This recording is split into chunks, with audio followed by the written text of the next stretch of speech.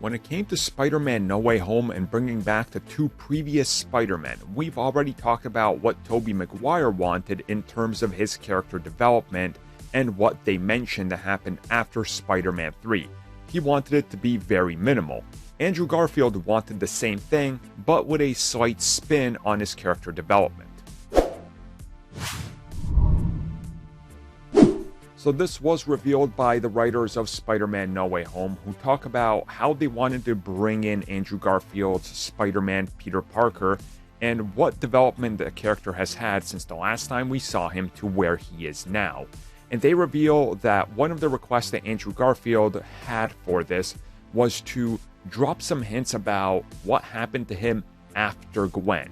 And essentially, they sat down and talked about the dark spiral that the character would go on. And that's when they came up with the idea that he went to a dark place. He stopped pulling punches. He started to become more almost vigilante-ish, it sounds like, before he realized he's gone down a very dark path and he needs to find himself. And I think if you really start thinking about this, this is kind of what The Amazing Spider-Man 2 almost tried to go for at the end with some of the alternative endings, but those obviously ended up getting scrapped, and so did the rest of the universe.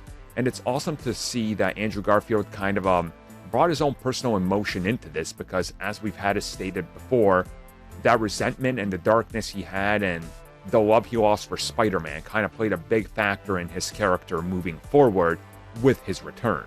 And they also added that when it came to how Andrew approached the portrayal, when it would be brought up in dialogue, they wanted to have almost this tormented, depressed, like almost worn down version of Peter that was still very optimistic, and he could cheer the other guys on and, be Spider-Man, but you could see that things went very wrong for him.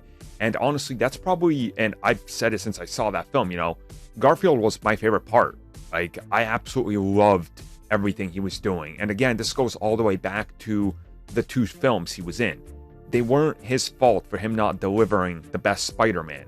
It was the fault of the script, the screenwriters, and Sony meddling that held him back and some of those ideas. And you saw in this how you could take tragedy and still make him feel like Spider-Man, but have that doubt and peace inside him that almost makes you think that something is wrong with this guy, and he's definitely been through a lot. And Andrew Garfield realizing that and wanting to bring that into where his Peter Parker is, that just tells you all you need to know about how much he cared about that character before Sony dropped the ball in every single conceivable way.